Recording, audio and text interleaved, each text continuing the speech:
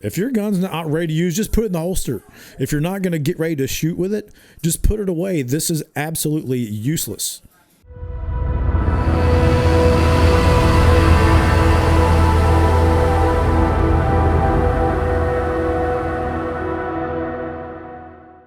What's up, everybody? This is Dave Kemp with the Righteous Savages podcast. So tonight we're going to try doing a react video, and the subject of the video tonight is the Lakewood Church shooting back on February the 11th of 2024. So as you probably heard by now, a couple weeks ago, a person entered the Lakewood Church with an AR-15 with her 7-year-old son in tow and decided to try and shoot up the church. And luckily for everybody there, it didn't really go according to plan. Now, Lakewood Church is a mega church in Texas, and Joel Osteen is the pastor of the church. So very well known. This used to be a basketball stadium or arena or something. This place is enormous, and you'll see that in some of the video we go through tonight. Luckily, there was armed security. And so one of the first things I want to talk about tonight is it worth it to have armed security, off-duty cops, whoever, at a place to run security, whether that's a high school basketball game or some sporting event or a local church? And the answer obviously is yes. And unfortunately, the only way to stop bad guys with guns these days is good guys with guns, and they proved it in this video. So luckily, the outcome was good for the most part in this incident. Unfortunately, the suspect's 7-year-old son was shot and is still alive today, but he suffered a gunshot wound to the head. We'll talk about that a little bit, but it could have been much, much worse. This church seats 16,000 people, and they do several services a day. Luckily, this happened in between services, and so there was not the huge crowd in place that probably this lady was hoping for. So this video, we could go on for 4 hours breaking down every aspect of this, but we're going to try and do this in about 20 minutes or so and give you some takeaways. So this video is really geared towards, hopefully, you young police officers out there, maybe just getting started in your career. I'm going to try and give you the viewpoint of a veteran police officer and some things maybe that you've never seen in this video before, and some takeaways to help you plan ahead for the future of how you might respond to an incident like this. So first takeaway for me is you have to understand what your job is and what the priority of life situation is, what the rules of engagement are.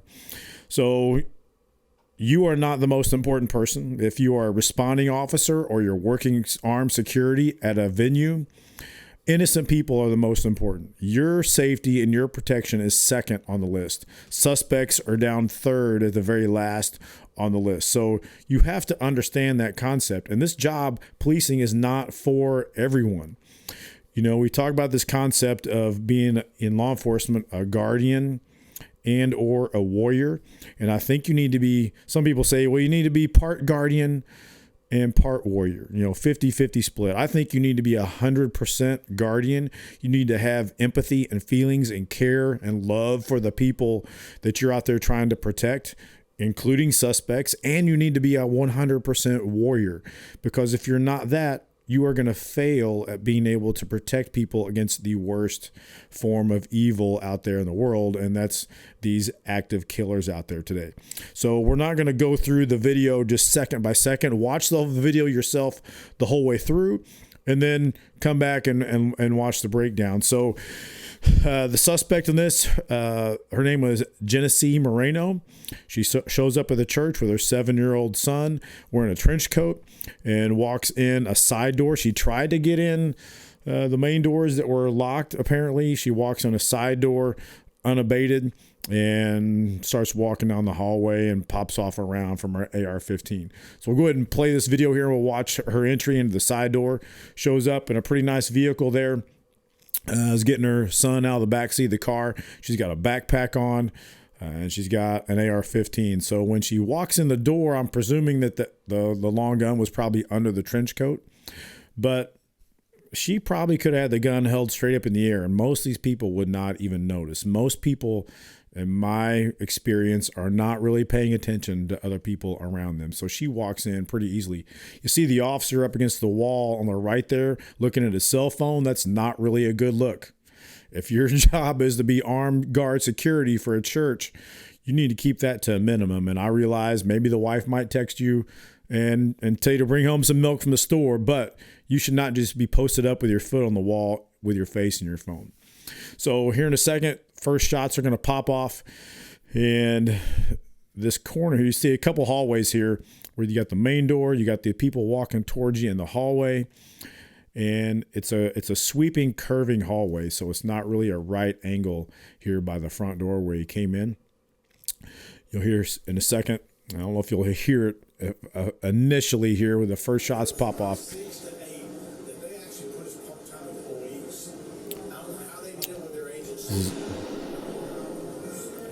There's the first shot, and the suspect's going to go into this bathroom entry on the right with her son, and then come out and presumably start looking for targets. Retreats back into the bathroom, and God bless this little kid. He is just scared to death. You'll see him here in a minute holding his ears because of the loud gunshots. You'll also see this young boy reach out to his mom to help comfort him, and the mom just ignores him. And it's just heartbreaking to see somebody just drag their kid into this situation.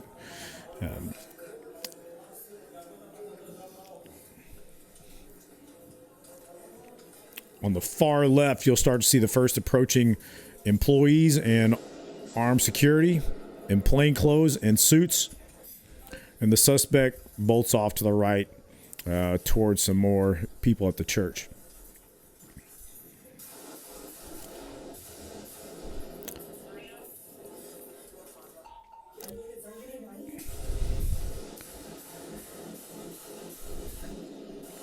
So go ahead and pause that John there real quick. So I got John running the computer here tonight. So that first officer in the suit, his name is Adrian Herrera. He's a off-duty police officer hired by the church. Church says they typically employ about 8 to 10 off-duty police officers, some of them in uniform, some of them in plain clothes. So they have a pretty good presence at this church. And he initially arrives. He's got a Glock 17 handgun. And you'll also notice here as the video progresses, he's got extra ammunition, extra magazines on his person. I don't know how many people I've seen that are working church security that show up with, their Kel-Tec 380 or some, little gun, no spare magazines. I don't know what you're expecting to get into as a security officer armed at a church or a special event, but it might not just be over in one shot. And you see this Officer Herrera go through several magazines, and thankfully he had them on him, and he's got a full-size gun with him. And if you think just by some miracle you're going to be good with your little bitty gun with one magazine, your Glock 43 with 6 or 7 rounds in it, sadly mistaken. You have a false sense of security. So show up with the equipment that you need to get the job done, especially if you're hired to be the security person. You need to show up with the tools to get the job done. So go ahead and play this. Keep this going here. And you'll see Officer Herrera. I think they were trying to find a way around to kind of flank the suspect, and wherever they were going to, the doors were locked and they couldn't.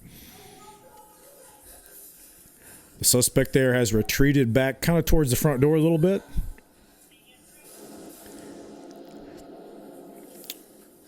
The first officer there, Herrera, with his gun out, starts advancing towards the subject. And all he has is a handgun. The hallway there, that corner, like I said, is not a hard right angle. It's a sweeping, curving hallway. And the officer's just kind of pieing the corner. Feels like he's getting shot at, ducks for cover, and gets right back in. As he shoots, you'll see a bunch of rounds hitting the wall. I do believe there's a very good chance that this suspect was wearing body armor. When they searched her house later on, they found multiple sets of soft body armor in the house. So she was probably wearing body armor. And as you watch the video and you think, well, he's not hitting anything, he might have been hitting this subject several times. We just don't quite know all those details yet.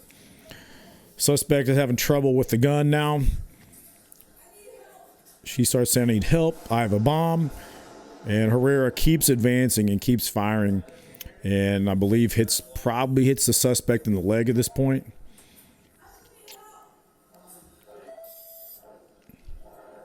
Herrera keeps advancing. The other guy in the suit is just a civilian employee of the church. He's not a police officer. They'll show up. So go ahead and pause that, John. These police officers did not just show up in their patrol cars. They've been here the whole time. This is a big problem.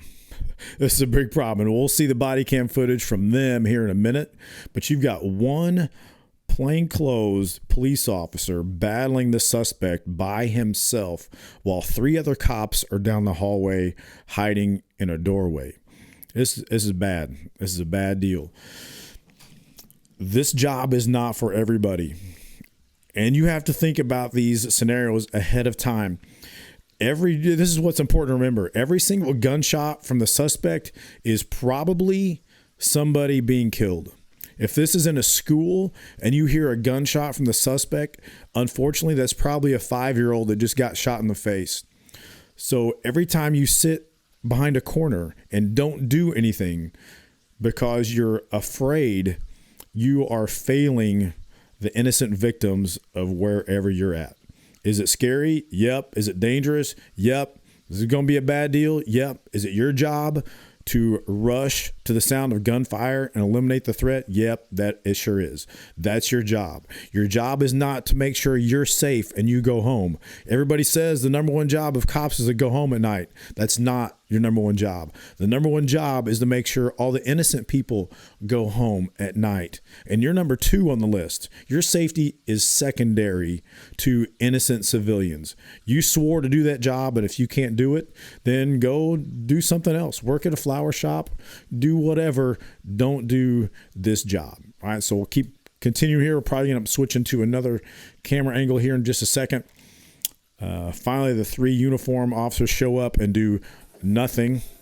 We'll get to this here in a second. They just kind of stand around and watch Officer Herrera handle his business, and they just kind of stand around and pull security after it's all done. At this point, the suspect is down, dying and or dead. The suspect claims she had a bomb in her backpack, which is why the officers are not really approaching. Hey, totally fine with that. You got to figure that situation out and come up with a plan as you deem necessary in that type of situation. So this officer, his name has the same last name as a suspect. I don't know if I'm thinking that's correct, but it's kind of weird. This is Officer Moreno. He initially takes cover in a little kind of cul-de-sac of the hallway to try and hide out when the gunshots broke out, and he peeks out around the corner and sees the suspect walking at him, and he fires at least one.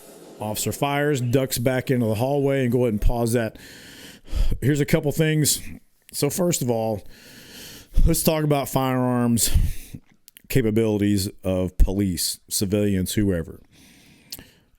The first rule, you need to be good at marksmanship. Let me just say that.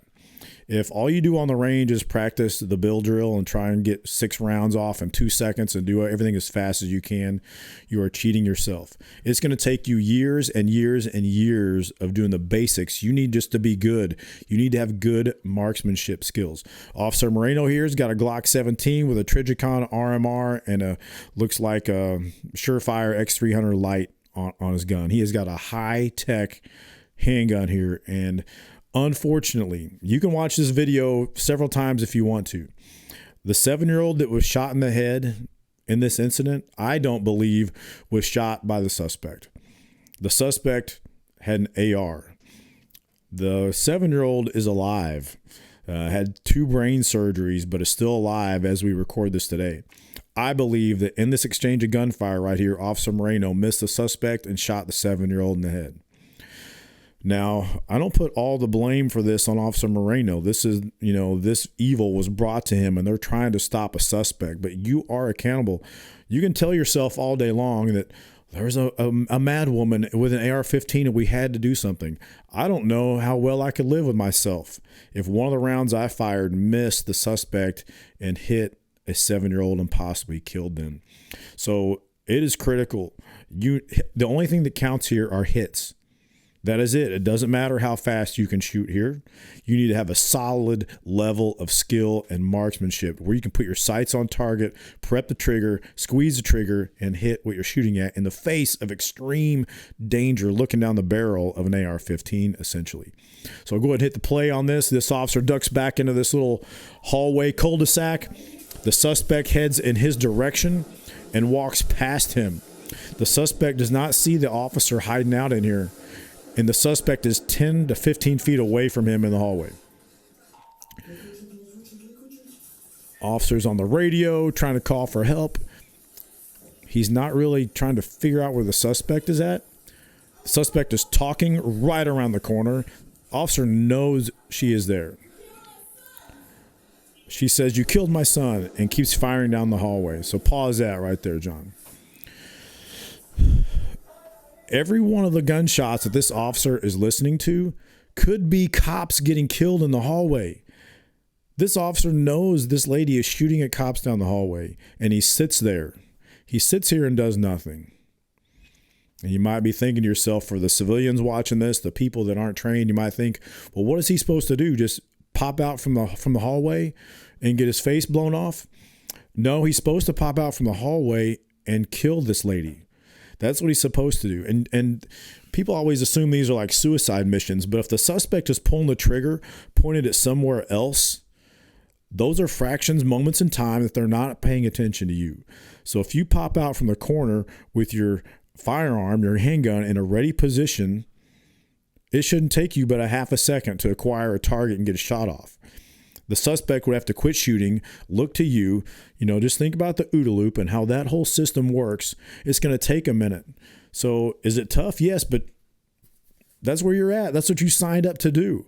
You cannot just let people keep shooting down the hallway while you sit there and do nothing.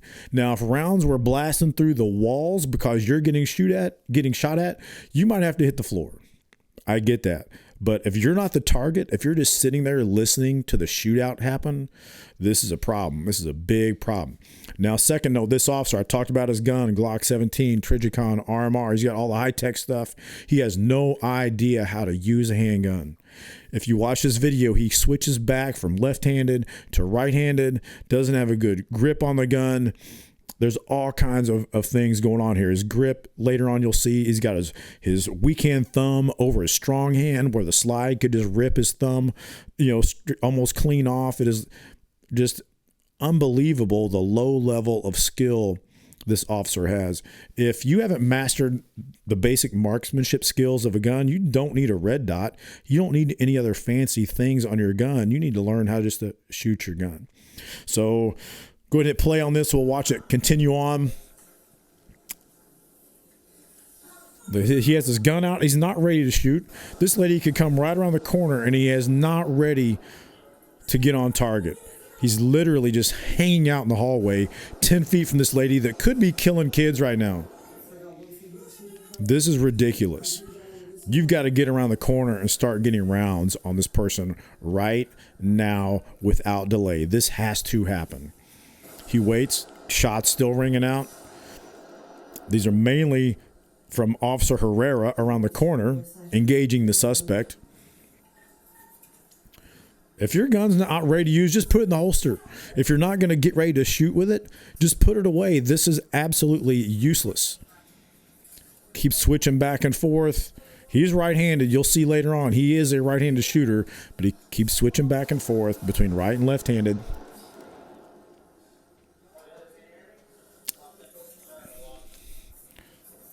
I don't know what this officer's level of experience is, but there needs to be some training going on because this is a failure for sure.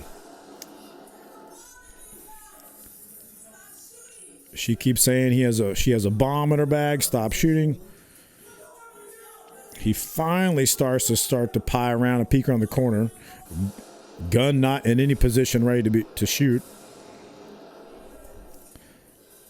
Suspect's probably been mortally wounded already. He comes around, fires once,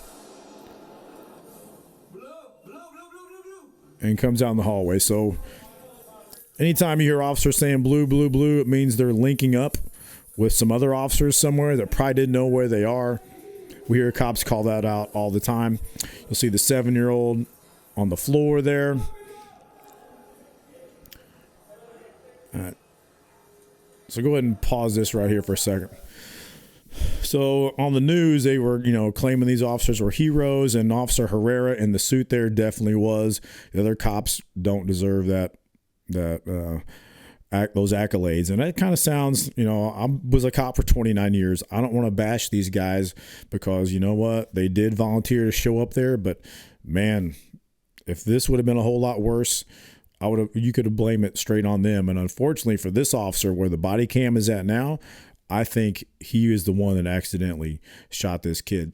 So you've got Officer Herrera in the suit there on point, and you've got 4 uniformed police officers there who are, for some reason, hiding behind the guy that probably has no body armor. I don't know if Officer Herrera in the suit is wearing a vest or not. Good chance he's not. If you're the uniform guys, it's your job to protect people. You need to be out in front telling this guy to get behind you. You need to get a uniform officer with body armor in front of the kid. What's this female officer doing hiding behind a wall over there with this kid hung out in the middle of the hallway? She needs to be in front of him. She needs to be a human shield for him in case this lady pops up and starts shooting more. These officers need to be a human shield for the plainclothes officers. Instead, everybody's just hiding behind. Go ahead and hit play on that. Keep it going. Once again, if you're not ready to shoot, if you're not really going to shoot one-handed, just put your gun up. So suspect is down, not moving. They're trying to figure out what to do. Nobody's really coming up with a plan of what they're going to do. They need to be talking through this. Everybody's calling for medics. Everybody's kind of flying solo on this and what they think they ought to do.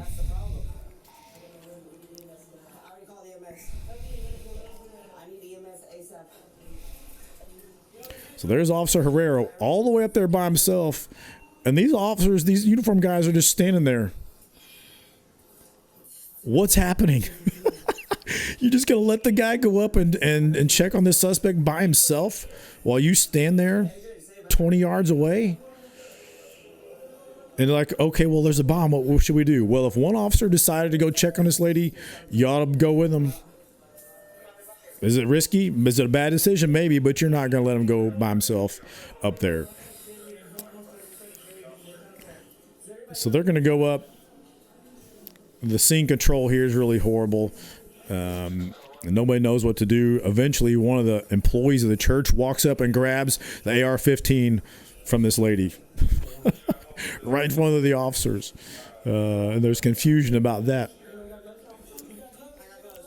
So that's Officer Adrian Herrera there in the suit. Kudos him, man. I heard a lot of guys saying, well, he didn't, he shot so many times, he was missing a lot. You know what? He was standing there shooting at this lady. He was the only one standing there shooting at this lady. So I give him all the credit in the world. Looks like she's down. I don't know what kind of injuries she suffered. Here comes the guy that reaches in and grabs the gun. Hands it off to this officer. He checks it, clears it. This is the gun. If you get on, there's a lot of media sites that have shown some Twitter posts from this lady where she's holding an AR that has a Free Palestine sticker on the stock. This is the gun. You can see that sticker on there if you slow it down, look at it later on. So I don't know what type of political ambitions she had with all this. It was probably somehow related, but that's a different video. And here in a second, we'll get to the next body cam view of the first female uniform officer that showed up. And that's very, very interesting.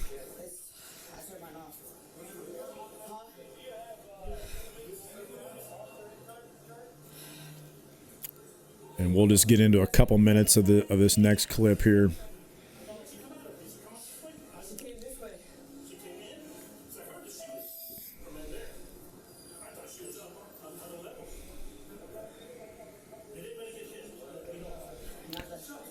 So no police officers got shot. There were some very close calls, no doubt about it. I think she fired about 30 rounds, they said, from that AR.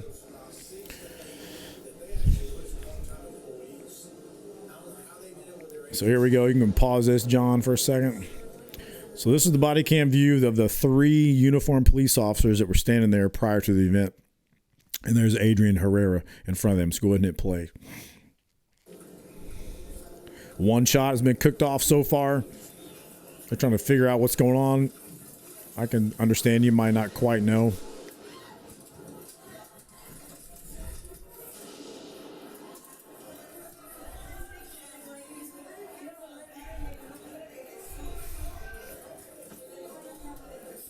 And so now, for some reason, these 2 female officers are seeking cover.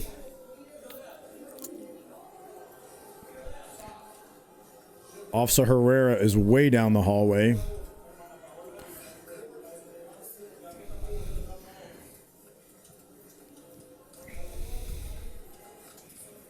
You should be where the front guy is. Go ahead and pause that for a second there. You've got one of your officers that's 40 yards down the hallway. That's where you need to get to. We're not going to watch it and rewind it in detail here, but watch this video again where this female officer takes her gun out of her holster and is holding it in front of the camera. It's horrible. This officer, I don't think hardly ever has held a gun. Has probably shot horribly. You can just tell by the horrible grip. It's a very low grip. Her finger is on the trigger right here. She's got no clue. This suspect could have been 5 feet in front of her and she would have zero chance of hitting him. You're like, well, how important are your firearm skills? They're pretty important. It's life and death right here. So this is something you better get a hold on and not have such a false sense of security about. Instead of worrying about how your hair looks and your makeup looks and your fingernails look and how good you look in your uniform, you need to get on the range and handle your firearm skills. You need to get somewhere and handle your self-defense skills, and you need to get some training, and you need to think ahead of time, is this for me? You know, maybe you've got the 100%. And this officer, she starts praying here in a minute. She's like, God, something to the effect of, Father, please be with us. And she knows this could be really bad. And she reaches the 7-year-old and she touches him and prays for him. This is great. She's got the guardian thing going great. She's 100% guardian. She's 0 or maybe 1% warrior. And that's a bad deal. So go ahead and play and we'll finish this out and we'll let you guys watch this. And these 2 officers, they understand they need to be down where the shots are going off. But they can't quite pull themselves to go down there. You hear them whispering to each other, we need to go. We need to go. And it takes them forever to make that decision. Even though there's an officer down the hallway engaged. Instead of having 1 gun in the gunfight, how about 2 or 3 or 4 guns all at the same time in the gunfight? That's what you're leaning to. That's the general principle you're trying to get to. Multiple guns engaged in the gunfight, if possible, not just 1 guy. So you hear them trying to figure out what they're going to do. Are we going to go down there? Are we going to help out? Every gunshot is a kid getting killed. So every time you hear a gunshot go off and you don't go down there, that's you telling everybody, I don't want to save any lives. I would just rather other people die than me. That's exactly what you're saying. You have to run to where those gunshots are going at. Like I said, the only reason why you wouldn't is if you are getting shot up. If bullets are blazing all around you, then for that moment, you probably need to get some cover. But if they're not blazing in your direction, you need to get to where they're at. And it's not that difficult tactically of a situation to handle because they're so busy shooting at other stuff, thinking about what they want to do. Overwhelm these people. Overwhelm these suspects with an enormous use of force and shorten the amount of time it takes to make that decision. The less time they have to figure out what they're going to do, the more successful you're going to be. They've been talking about this for 2 or 3 minutes about what they're going to do. And they've got one officer down there hung out to dry by himself. All those shots at this point are the police. It's Officer Herrera trying to get hits on the suspect. Wouldn't it be great if there was 3 cops there shooting instead of 1? That'd be wonderful. That would be really good. They finally catch up to Officer Herrera, and do they start engaging the suspect? No, I think we're going to go hide over here in the corner. This is horrible. You got a 7-year-old with a gunshot wound to the head. What is your priority? Is it take care of this kid or eliminate the threat? It's eliminate the threat. As much as you want as a parent to help this 7-year-old right now, you can't. Say a prayer in your mind and keep focusing on the threat. Otherwise, you're going to have 100 people or more dead in here. So bless her heart. She reaches down, says a prayer for this kid. I completely understand. I love that aspect of it, but suspect it hadn't been taken care of yet. Finally, at this point, everybody starts thinking the suspect is down, and they start kind of handling the scene on that. So we'll go ahead and pause that video there for a second. So there's a lot going on. We could break down like this video for 4 hours like I was talking about. And so we're going to try and keep this short and end it. But watch this video several times. So some notes I took down. Officer Adrian Herrera, awesome. Did a great job. He was in the fight. He was doing something. It's proof, though, that marksmanship is tough. He was probably at 25, 30 yards firing at this suspect. And as much as we like to think we're pretty good on the range, sometimes things don't work out. Sometimes people have body armor. And, hey, might be time to call somebody and say, get a rifle in here. ASAP as possible, as they say. So marksmanship should be, I think, your number one job in your range training. All the fancy high-speed stuff isn't going to do you any good in a situation like this. Be aggressive. Can't sit around and just wait back. Your job is to get involved and eliminate this threat. You can't leave the point man hung out to dry by himself. Try and get 2 or 3 guns in the fight. Protect each other. Your job is to give 360 degrees of coverage to all your officer buddies there and civilians. All right. Don't forget the priority of life scale is innocent people first, you, the cops, or the civilians second, and then innocent bystanders third. All right. And then you got to be thinking about, what am I going to do here? As this starts to settle down, the suspect's in custody or down, what's next? Crime scene preservation, getting help, ambulance, preserving the scene, all that kind of stuff. This job's not for everybody. All right. And it's important for us to think ahead in these situations. Hopefully you've thought your way through one of these scenarios already and what you would do. If you haven't, you need to start doing that now. So watch this video in its entirety, watch it multiple times and see for yourself, ask yourself where the deficiencies are, what went right, what you would want to copy that happened here, and some things you might think about in the future. So appreciate you watching this. We'll try and do some more breakdowns in the future. We'll see you soon.